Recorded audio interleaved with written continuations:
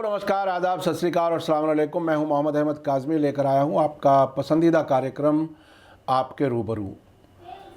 इस कार्यक्रम में हम आपको वो कुछ पहुंचा देते हैं, वो इन्फॉर्मेशन जो आमतौर पर दूसरे रास्तों से आपको नहीं मिलती, और कुछ इसमें तजर्बेकार जर्नलिस्ट और कुछ सियासी लोग और समाजी लोग, उन सब से आपकी हम इस प्रोग्राम के तहत मुलाकात कराते हैं। आज जिस शख्स से आपकी मुलाकात करा रहा हूं वो डॉक्टर तस्लीम रहमानी है, लेकिन अब से पहले भी हमने आप के इंटरव्यू किए हैं, लेकिन इस वक्त जो ख़ास मौका है वो ये है कि SDPI के नेशनल सेक्रेटरी के ओहदे से तस्लीम रहमानी साहब ने अभी हाल ही में इस्तीफ़ा दिया है। इससे पहले वो जमात इस्लामी से मुताल्लिक़ जो वेलफेयर पार्टी ऑफ इंडिया है उसमें भी काफ़ी इम्पोर्टेंट पोजीशन पर रह चुके हैं। मुसलमानों की सियासत मुल्क में क्या इसका कोई वजूद है? क्या इसका वजूद क्या ख़ुद मुसलमान भी चाहते हैं या नहीं? क्या वो सियासी और समाजी तंजीमें जो आम तौर पर मुल्क की लीडर समझी जाती हैं, जिन्हें प्रोजेक्ट किया जाता है लीडर के तौर पर, क्या वो वाकईन लीडर होती हैं या उनको कोई पीछे से चला रहा होता है? ये बहुत ही सेंसिटिव इश्यूज़ हैं, इस पर बहुत कम लोग बात करते हैं। लेकिन हमने मीडिया स्टार वर्ल्ड के प्लेटफॉर्म पर अब से पहले भी कुछ लोगों के बारे में हकीकतें बताई हैं, और वो सबूतों के साथ जब तक हम नहीं होते तब तक हम कोई बात नहीं रखते। इस वक्त तस्लीम रहमानी साहब से इन सारे इश्यूज़ पर बात होगी, खुल करके होगी, ताकि आप लोग समझें कि वाकईन मुसलमानों की सियासत कोई चीज़ है या नहीं है, किस तरह से क्या कुछ होता है, अंदर क्या होता है, और किस बेचैनी की वजह से तस्लीम रहमानी जैसे लोग सियासी पार्टियों में नहीं रुक पाते। डॉक्टर तस्लीम रहमानी साहब, वेलकम है आपका मीडिया स्टार वर्ल्ड में। आपने हमें वक्त दिया, उसके लिए बहुत बहुत शुक्रिया। आप ये बताइए रहमानी साहब, क्या आप सियासी पार्टी में मिसफिट है? आप बिल्कुल वहाँ कहीं एडजस्ट नहीं हो पाते, या क्या कुछ होता है जिस वजह से आप पार्टी ज्वाइन करते हैं और फिर छोड़ देते हैं? आखिर इसके पीछे क्या कुछ है? अस्सलाम वालेकुम काज़मी साहब। मैंने अभी तक मेरा जो करियर है या मेरा जो तजुर्बा है, करियर तो मैंने सियासत को बनाया ही नहीं अभी तक। करियर इस पॉलिटिक्स का मैं मुखालिफ रहा हूँ, लेकिन पिछले 24 साल से मैं पब्लिक लाइफ में हूँ, और 24 साल में मैंने 2 सियासी जमातें इख्तियार की हैं, एक वेलफेयर पार्टी और एक SDPI। इससे ये समझा जा सकता है कि मुझे मेन स्ट्रीम की पॉलिटिकल पार्टीज में जाने की तमाम ऑफर्स एंड सलाहियत होने के बावजूद मैं अगर वहां नहीं गया तो नजरियाती तौर पर मैंने ये कोशिश की होगी कि मैं एक सियासी तरबियत याफ्ता कैडर के साथ पैन इंडिया लेवल की पॉलिटिकल पार्टी में एक नजरियाती पॉलिटिकल पार्टी का शरीक बनने की कोशिश करूं। इसीलिए मैं वेलफेयर पार्टी में गया। उस वक्त मैं कांग्रेस में जाने के मेरे इम्कानात बहुत ज्यादा एक जमाने तक रहे हैं।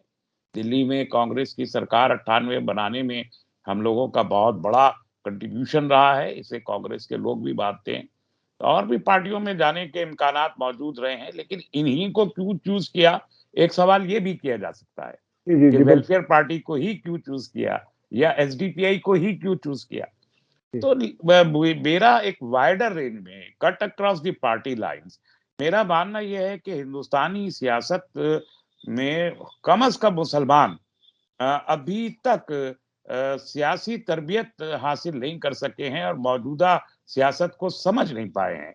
उसकी एक बहुत बड़ी वजह यह है कि आज़ादी के बाद फौरन बाद जो हिंदुस्तानी मुसलमानों के सियासतदान थे वो तो मुल्क छोड़ के चले गए, और मुल्क में जो मुस्लिम तंजीमें बची उन्होंने शुरू में ही कह दिया कि हिंदुस्तानी मुसलमानों को सियासत करने की अब कोई जरूरत नहीं रही, शजर ममनुआ करार दे दिया।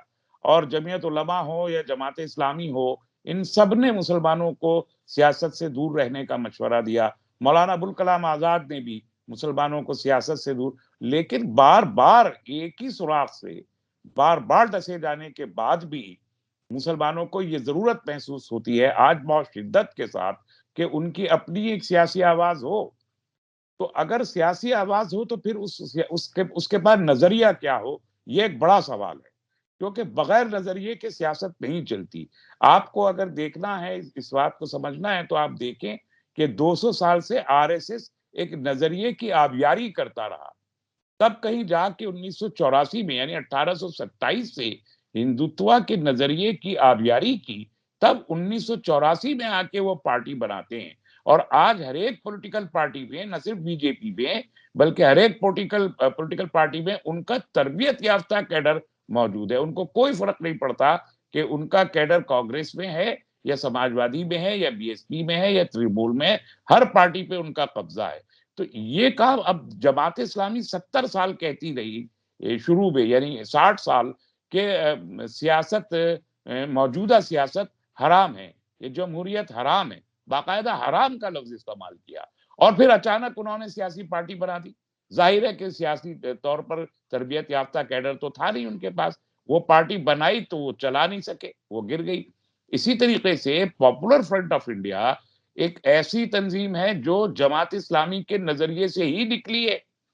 پاپولر فرنٹ صرف اس لیے بنا کہ پاپولر فرنٹ میں ساؤتھ انڈیا کے کچھ لوگوں کو، کیرل کے پرٹیکولر لوگوں کو جماعت اسلامی کی اسٹریٹجی پسند نہیں تھی، تو انہوں نے اپنا ایک تنظیم وہاں پر سوشل لیول پر بنائی، پاپولر فرنٹ آف انڈیا، اور پھر آر ایس ایس کا طریقہ اختیار کرتے ہوئے انہوں نے ایس ڈی پی آئی بنا دی۔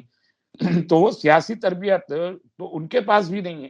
اب جب ہم جیسے لوگ جو مستقل سیاست کو پڑھتے ہیں، کرنے سے زیادہ پڑھتے ہیں، اور ایک پورے طور پر ایک سیاسی نظریہ رکھتے ہیں، تو وہ اس نظام میں ہم خود کو مس فٹ پاتے ہیں کہ جہاں رازداری کے ساتھ سیاست کی جائے، انتہائی رازداری کے ساتھ، ہر ایک سے خوف زدہ ہو کے، ہر ایک سے بدگمان ہو کے، اور کسی کو آزادانہ فیصلے لینے کی اجازت نہ ہو، آزادانہ عمل کرنے کی اجازت نہ ہو، ایسے میں سیاست کرنا ممکن نہیں ہے۔ یہ ایک پیڈسٹل ہے۔ دوسرے پیڈسٹل پر آپ ان سیاسی جماعتوں کو رکھ کے دیکھیے کہ جو، دیکھیں، مسلم لیگ سب سے پہلی سیاسی جماعت اس ملک میں ہے، جو 1948 میں قائم ہو گئی آزادی کے فوراً بعد، اور انڈیا مسلم لیگ ختم ہو گئی، انڈین یونین مسلم لیگ اس کی جگہ بن گئی۔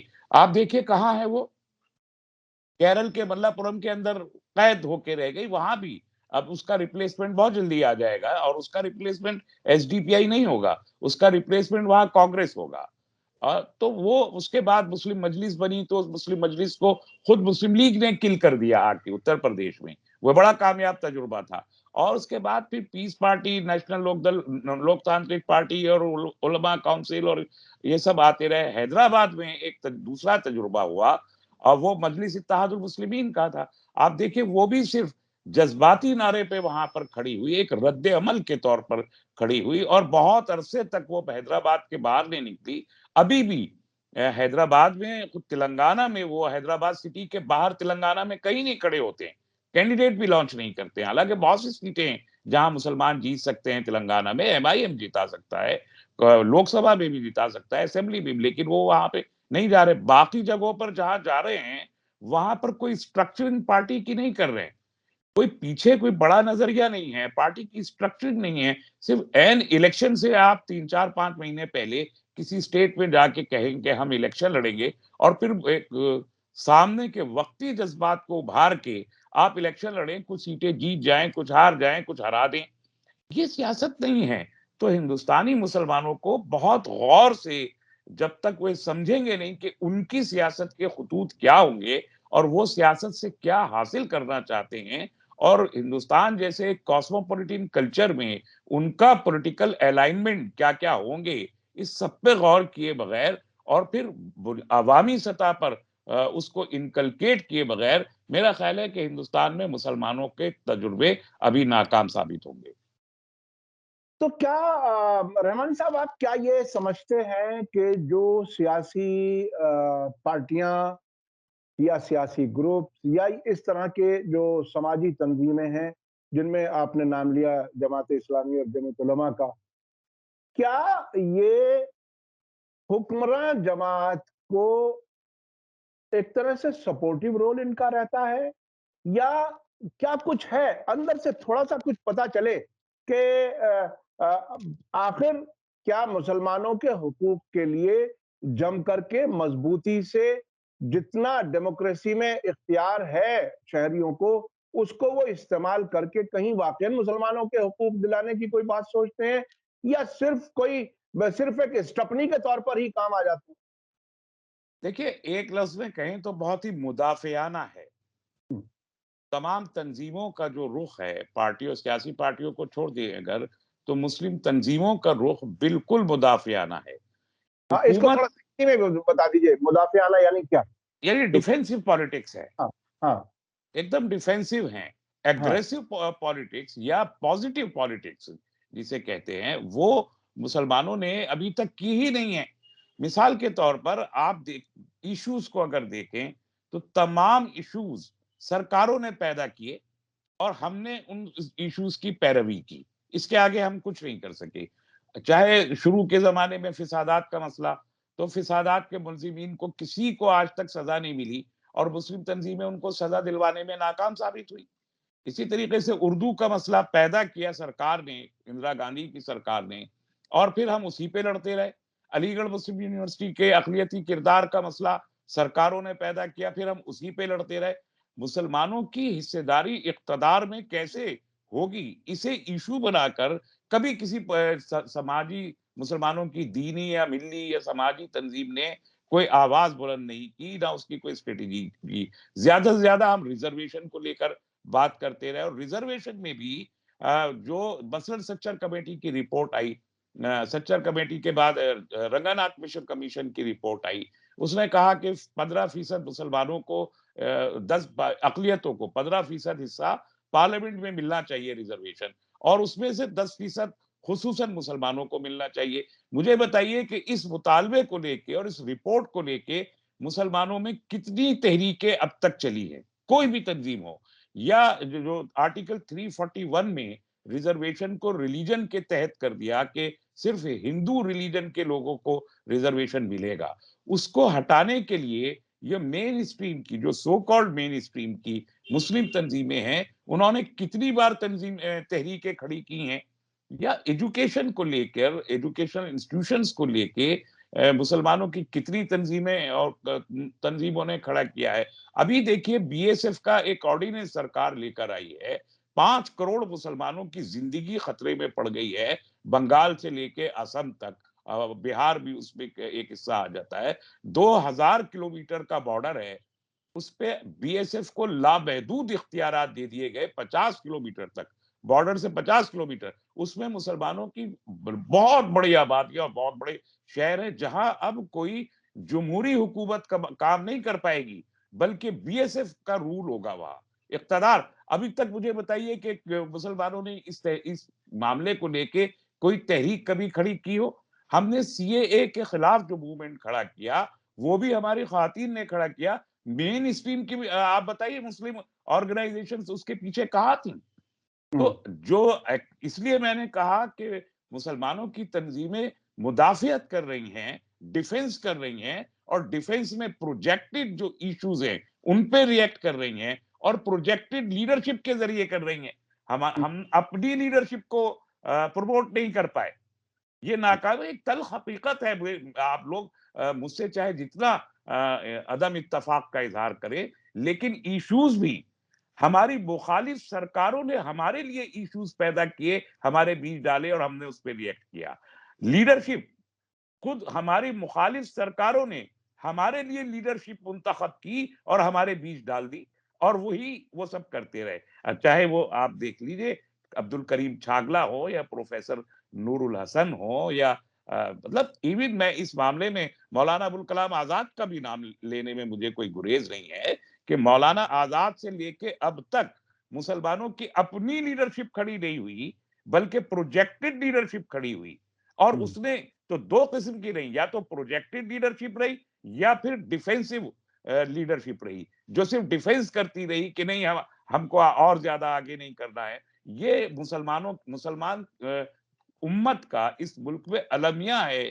یہ 25 کروڑ مسلمانوں کا المیہ ہے کہ اس کے پاس نہ اپنے ریز کرنے کے لیے ایشوز کا کوئی زیادہ اس کو علم ہے، اور نہ ان ایشوز کو آگے لے کے چلنے کے لیے لیڈرشپ کا کوئی علم ہے.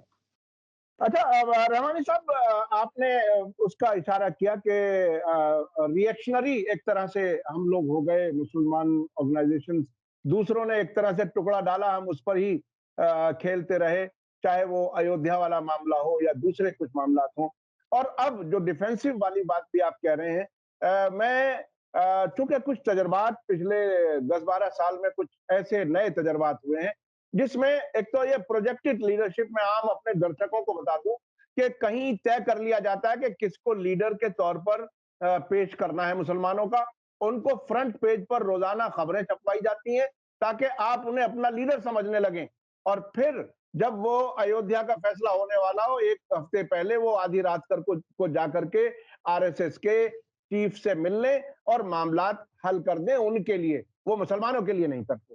اسی طرح سے عدالتوں میں جو کچھ ہو رہا ہے، جب وہ بے گناہوں کو، معاف کیجئے گا ڈاکٹر تسلیم رحمانی صاحب، میں تھوڑا سا بتا دوں، جی جب یہ بے گناہوں کو چھڑانے کی بات کرتے ہیں عدالتوں میں، اس کے بالکل برخلاف ان کے وکیل کام کر رہے ہیں، ان کے بلیک اینڈ وائٹ میں ہمارے پاس ثبوت ہیں جس کی طرف تسلیم رحمانی صاحب اشارہ کر رہے ہیں۔ رحمانی صاحب اب آپ یہ بتائیے کہ ایسی صورت میں کیا ایک تو یہ جو تنظیمیں ہیں جن کو آپ نے تجربہ کر لیا، دیکھ لیا اندر سے، وہ ساری چیزیں آپ نے بتائیں، لیکن کچھ پارٹیوں کو خاص طور پہ اسد الدین اویسی صاحب کی پارٹی کو میں نام لے کے کہہ سکتا ہوں، چونکہ کچھ لوگ بہت ہی جذباتی طریقے سے اپنی بات رکھتے ہیں اور ہر ایک کو اپنی بات رکھنے کا حق ہے، ان کے بارے میں یا ان جیسے کچھ دوسرے، چاہے وہ یو پی میں پیس پارٹی والے ایوب، ڈاکٹر ایوب ہوں، ان کو بی جے پی کی بی پارٹی کہا جاتا ہے، بہت سے لوگ اس طرح سے کہتے ہیں،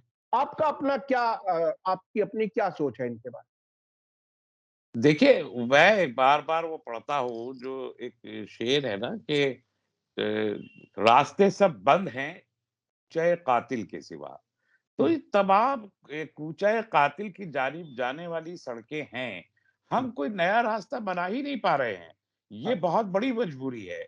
آپ دیکھیے اویسی صاحب کا نام لیا، میری تکلیف ایکچولی کسی پولیٹیکل پارٹی سے نہیں ہے، میری تکلیف یہ ہے کہ بار بار کے جو متعدد ناکام تجربے ہیں، یہ ناکام تجربے آخر کار امت کو مایوسی کے گڑھے میں دھکیل دیں گے۔ سب سے بڑا ان کا نقصان یہ ہے کہ آپ پیس پارٹی بنائیں، پیس پارٹی کے بارے میں نون کریڈینشلز ہیں، جو لوگ پالیٹکس میں موو کرتے ہیں انہیں بہت اچھے طریقے سے معلوم ہے کہ پیس پارٹی کبھی بھی جو ہے وہ آزاد پارٹی نہیں تھی، وہ پیچھے سے اس کو کنٹرول کیا جاتا تھا، اس کی ڈرائیونگ سیٹ پہ کوئی بیٹھا رہتا تھا، اور یہ تو آپ سبھی جانتے ہیں کہ پیس پارٹی کے جو جنرل سیکریٹری تھے ایم جے خان صاحب، وہ ابھی بھی بی جے پی کی نیشنل ورکنگ کمیٹی کے ایک ممبر ہیں یا ان کی نیشنل کاؤنسل کے ممبر ہیں، اور وہ پیس پارٹی کے جنرل سیکریٹری انہی کے ذریعے سے ان کی ڈیل ہوا کرتی تھی۔ اس کے بعد میں اویسی صاحب کے بارے میں یہ بات نہ کہتے ہوئے بھی یہ کہنا چاہتا ہوں کہ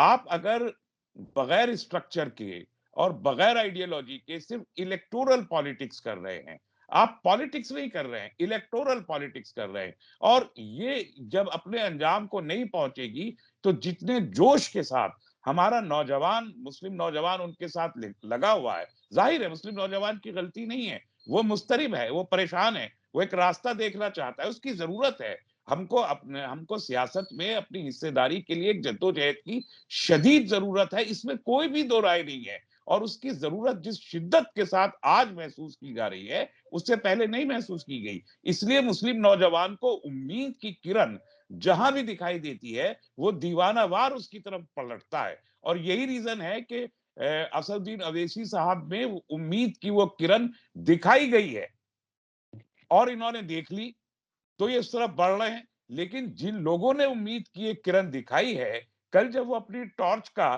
سوئچ آف کر دیں گے اور یہاں اندھیرا ہو جائے گا تو جو لاکھوں کی تعداد میں ایک دیوانہ وار ان کی طرف بڑھتا ہوا نوجوان ہے، کیا یہ مایوسی کے گڑھے میں نہیں گرے گا؟ اس طریقے سے آپ پوری امت کے لیے ایکچولی آر ایس ایس اس ملک میں مثالیں پیدا کر رہی ہے کہ مسلمانوں کی سیاست اس ملک میں ناکام ترین سیاست ہے، اور اس کی مثالیں ہیں کہ مسلم لیگ آئی کچھ نہیں کر سکی, مسلم مجلس آئی کچھ نہیں کر سکی, نیشنل لوک تانترک پارٹی آئی کچھ نہیں کر سکی, پیس پارٹی آئی ناکام ہو گئی, اویسی صاحب آئے ناکام ہو گئے, علماء کاؤنسل آئی ناکام ہو گئی, ویلفیئر پارٹی آئی ناکام ہو گئی, ایس ڈی پی آئی ناکام ہو گئی. تو سارے ناکامیوں کے ثبوت اور مثالیں آخرکار مسلمانوں کے سامنے ایک دیو ہیکل بن کے کھڑی ہو جائیں گی, اور اس کے بعد نفسیاتی طور پر مسلمان کبھی یہ سوچنے کی پوزیشن میں بھی نہیں رہے گا کہ اس کی اپنی کوئی سیاسی حصے داری ہو. یہ ایک بڑا ریزن ہے اور ایک بڑی چال ہے اور ایک بڑی سازش ہے جس کا شکار اس ملک کے کروڑوں 20 کروڑ مسلمانوں کو بنایا جا رہا ہے. اور اس سازش میں دانستہ طور پر یا نادانستہ طور پر, چاہتے ہوئے یا نہ چاہتے ہوئے, خود ہمارے لوگ بھی اس میں اس کا شکار ہیں. بہرحال اس میں کوئی دو رائے نہیں ہے. اچھا، اس سب سے نکلنے کے لیے دیکھیں یہ ساری چیزیں تو ہو گئیں جس میں نا امیدی اور فیلیور اور ناکامیاں، یہ ساری چیزیں آپ نے بتا دیں، لیکن اس سے نکلنے کے لیے کوئی راستہ، کوئی روڈ میپ آپ کے ذہن میں ہے؟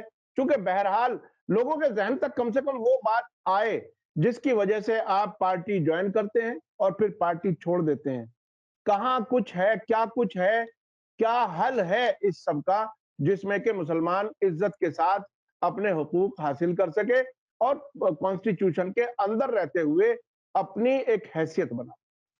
دیکھیے میں نے تو بالکل شروع میں یہ بات کہی, 100 سال آر ایس ایس نے سڑک پہ لگائے ہیں, گھر گھر جا کے لگائے ہیں, 3 نسلوں کی تربیت کی ہے, اور وہ تربیت زہر کی تربیت, زہریلی تربیت ہے. لیکن اس زہریلی تربیت کے باوجود وہ اس میں کامیاب ہوئے کہ 100 سال کی 3 نسلوں کو وہ ایک ذہن بنا کے ان کو دے دیں. آج جسے ہم بھکت کہتے ہیں یا اندھ بھکت کہتے ہیں, وہ اس 100 سال کی تربیت کا نتیجہ ہے.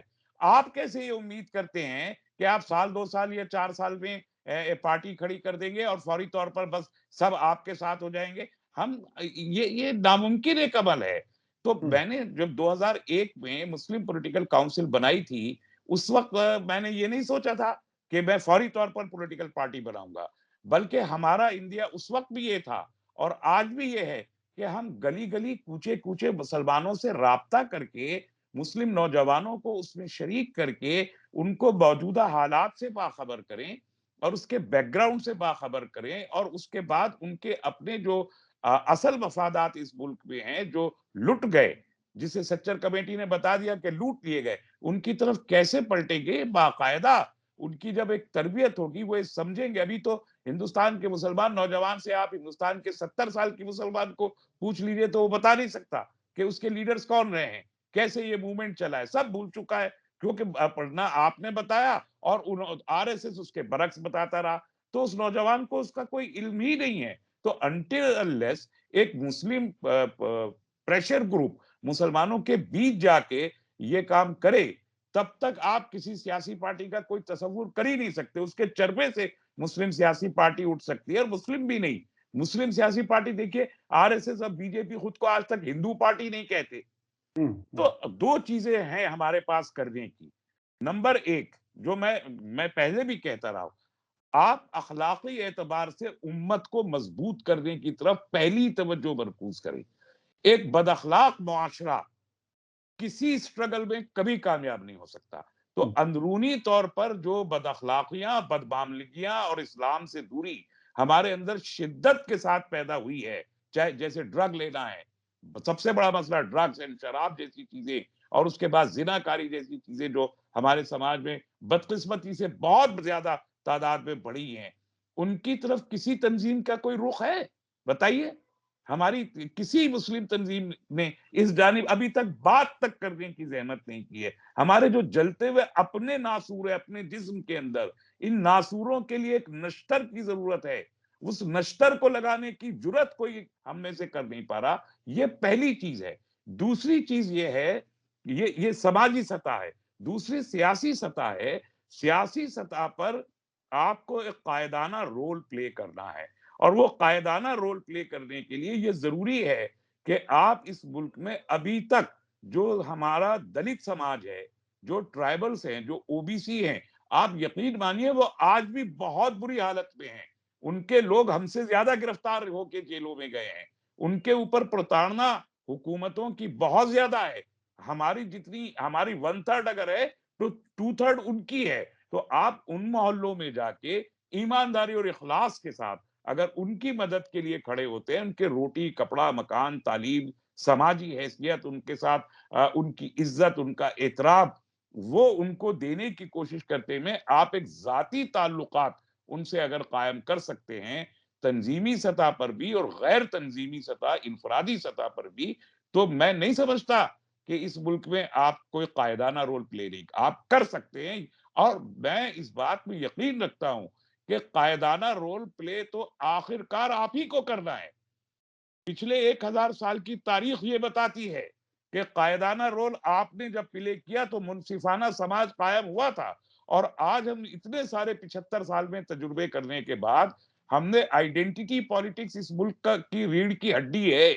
और 1936 में पहले इलेक्शन से आज तक आइडेंटिटी पॉलिटिक्स ही चल रही है। उस आइडेंटिटी पॉलिटिक्स में हम दलितों के पीछे भी चले हैं, हम ओबीसी के पीछे भी चले हैं, हम अपर कास्ट के पीछे भी चले, सबके पीछे चल के देखते रहे हैं। इंसाफ तो कायम नहीं हुआ, ना हमारे लिए हुआ, ना दलितों के लिए हुआ, ना ओबीसी के लिए हुआ, ना ट्राइबल्स के लिए, किसी के लिए इंसाफ कायम नहीं हो सका इस मुल्क में, इस आइडेंटिटी पॉलिटिक्स के बावजूद। तो अब कौन सा गिरोह बचता है इस मुल्क में जो कायदाना रोल प्ले करे? जाहिर है कि वो मुसलमान ही है। लेकिन मुसलमान उस वक्त तक कायद नहीं बन सकते जब तक दाखिली तौर पर वो अपने आप को मजबूत ना कर ले। और मजबूत करने में मैं ये नहीं कह रहा कि स्कूल और कॉलेज खोलिए, बहुत खुल गए, चल रहा है, अच्छा हमारा एजुकेशनल ग्रोथ है। अगर आप देखें पिछले दिनों अखलाकी तौर पर हमको पस्त किया गया है। जितनी आसानी के साथ ड्रग्स मुस्लिम मोहल्लों में मिल जाती हैं पुलिस की मदद से, उतनी आसानी से गैर मुस्लिम मोहल्लों में नहीं मिलती। इस पर गौर कीजिए जरा। और मैं समझता हूं कि ये जो अखलाकी बुराइयां हमारे समाज के अंदर बढ़ी हैं और महरूमी के जो एहसासात बढ़े हैं, इनको दूर करने की तरफ मुस्लिम तंजीमों को ज्यादा शिद्दत से जोर देना चाहिए। ये दूर नहीं हुई तो हम अपने समाज को कभी कायदाना हैसियत में खड़ा करने में कामयाब नहीं हो सकेंगे। बहुत बहुत शुक्रिया डॉक्टर तस्लीम रहमानी साहब, आपने बहुत ही अहम इश्यूज उठाए, खास तौर पर ये बताया कि हमारे नौजवानों में, हमारे समाज में अखलाकियात की कमजोरी बहुत तेजी से बढ़ी है। उस पर हमारी तंजीमों को काम करना चाहिए और कायदाना रोल अदा करना चाहिए और उन महरूमीन के साथ खड़ा होना चाहिए जिन पर हमसे ज्यादा जुल्म हो रहे हैं। ये जिस दिन ये काम मुसलमान करेगा, मैं समझता हूँ उससे बेहतर कोई रास्ता नहीं है और ये अपने आप में एक मजबूत ताकत बन सकती है। और जिस तरह से आपने मुस्लिम तंजीमों और मुस्लिम पॉलिटिकल पार्टियों जिनमें आपके अपने तजुर्बात हैं, उनके बारे में भी बताया, तो वो बात बहुत ही साफ है कि वो प्रोजेक्टेड लीडरशिप, जब तक हम ये समझते रहेंगे कि अखबार में फ्रंट पेज पे जिसकी तस्वीर आ रही है वही हमारा लीडर है, उसके पीछे किस किस का हाथ है और क्यों है और वो कहाँ कहाँ कमजोर है उस तरफ हम तवज्जो नहीं देंगे, तो मैं समझता हूँ हमारा समाज मजबूत नहीं हो सकता। और हमारे समाज जब हम कहते हैं तो हम सिर्फ मुसलमानों की बात नहीं करते बल्कि पूरे मुल्क की मजबूती की बात करते हैं। मोहब्बत के साथ सभी लोग रहें और मुल्क की तरक्की के लिए काम करें, वही मैं समझता हूँ सबसे बेहतरीन हल है। बहुत बहुत शुक्रिया तस्लीम रहमानी साहब, आपने आपने वक्त दिया मीडिया स्टार वर्ल्ड को और ये बहुत ही बेहतरीन मौका मैंने समझ के आपसे बात की कि इस वक्त आप पे किसी पॉलिटिकल पार्टी का कोई ना दबाव है ना कोई महदूदियत है बोलने की। आपने अपने तजुर्बे शेयर किए, उसके लिए बहुत बहुत शुक्रिया। मैं अपने दर्शकों को बताना चाहता हूं कि ऐसे मौके सियासी लोगों के उसमें भी कम होते हैं जब वो खुल करके हर बात रखते हैं। हालांकि रहमानी साहब अब से पहले भी अपनी सारी बात बहुत मजबूती से रखते रहे हैं और जिस बेबाकी से आपने बहुत सी वो चीजें बताई जिसे हमको गौर करना चाहिए, वो बहुत ही अहम बात है। बहुत बहुत शुक्रिया। इसी के साथ मुझे दीजिए इजाजत। धन्यवाद, शुक्रिया। जय भारत, जय हिंद। मीडिया स्टार वर्ल्ड के और वीडियो देखने के लिए हमारे चैनल को सब्सक्राइब करें और सीधे नोटिफिकेशन पाने के लिए बेल आइकन दबाएं। और अगर हमारी खबर सच्ची और अच्छी लगे तो अपने व्हाट्सएप, इंस्टाग्राम, फेसबुक और ट्विटर अकाउंट पर जरूर शेयर करें।